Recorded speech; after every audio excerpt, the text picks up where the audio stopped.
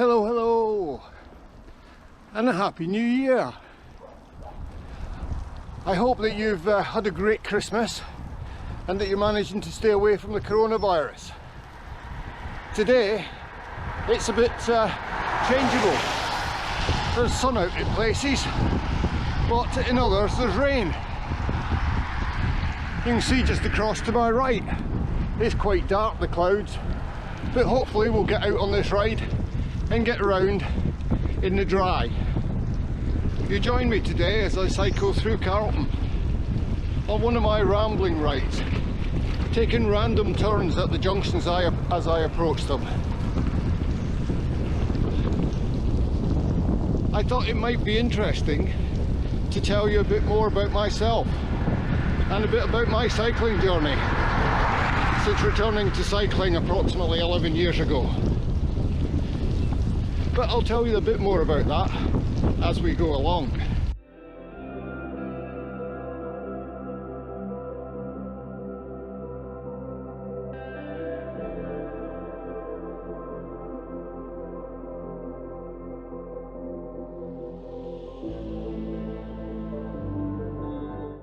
Oh, I think there's rain coming.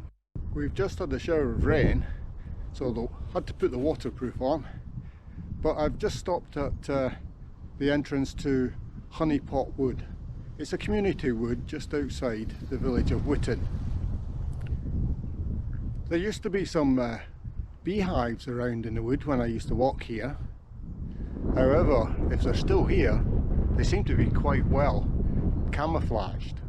I was born a long time ago, well, it certainly feels it some days, during the 50s in the Kingdom of Fife, north of the border in Scotland, and that's where I was educated to postgraduate level until I secured a job on Teesside in the 70s. Well, it all went a bit Pete Tong after Honeypot Woods. It just teamed it down. Rain for the next 5 miles, just absolutely got soaked. So it wasn't possible to do any more videoing. I tried and looked around, but it was getting darker and darker. So I cut the ride short, and I'll finish this vlog by recording here. To continue my story, I moved to Teesside in the 70s to take up a job in the chemical industry, specifically with Imperial Chemicals industry. Initially that was in the research department, and my hobbies at the time were walking. I made plenty use of the Cleveland Hills, which are nearby, and was walking something like about 100 to 200 miles a month. My work career consisted of a number of management roles, one of the consequences of which was a significant increase in weight as my spare time was squeezed between work and having to maintain a home. Like most kids in the 50s and 60s, I was taught to cycle by my dad. I had a bike until studying for O-levels and higher took priority. In the early noughties, my wife, Susan, won a mountain bike in a competition. With it being a male version, it would have been a shame to waste it. I started riding the mountain bike, a Track Attack Professional, and it was heavy. I soon found out how unfit I was. A mile or two and I was puffing and panting, but as time progressed I managed to go a bit further. I felt a bit fitter.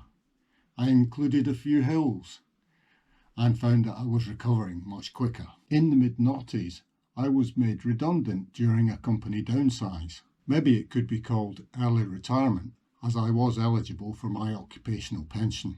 A few years later, and a house move, and slow increase in the amount of cycling I did on the Track Attack, I decided to buy myself a hybrid bike, a Raleigh Urban 2.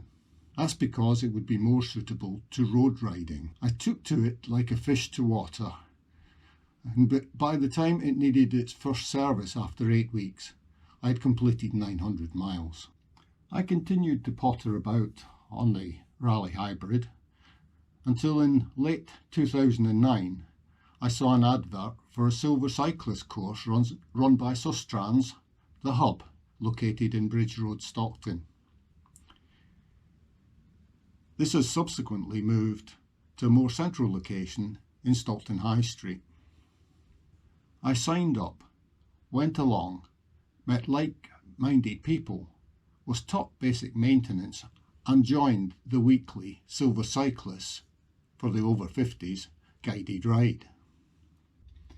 As a regular attendee at the Hub, I progressed to volunteering as a ride marshal for the guided rides and then to leading them while continuing to improve my fitness and duration of my rides. As I progressed with the Hub, my ride lengths increased and I decided to upgrade my bike to a Dawes Super Galaxy Tourer. I even did a few tours with some friends lasting between 2 and 5 days. I bade farewell to my volunteering role in 2017 as my interests began to lean towards longer and consecutive day rides. Now I regularly ride 100 kilometres, that's just over 60 miles, on up to 3 days a week. As a consequence, my annual mileage has risen from 2,800 in 2010 to 10,200 in 2020. I hope having a bit more background about myself and my cycling journey has proved interesting to you. Knowing more about me and my cycling journey might explain why most of my previous blogs have been of 100 kilometre rides. I like longer rides, and I have completed a 300 kilometre ride in the past. However, rides of 400 kilometres and maybe above will probably prove a bit more difficult for this late developing OAP. Thanks for watching. Please like, comment and subscribe. Until next time, bye for now, stay safe.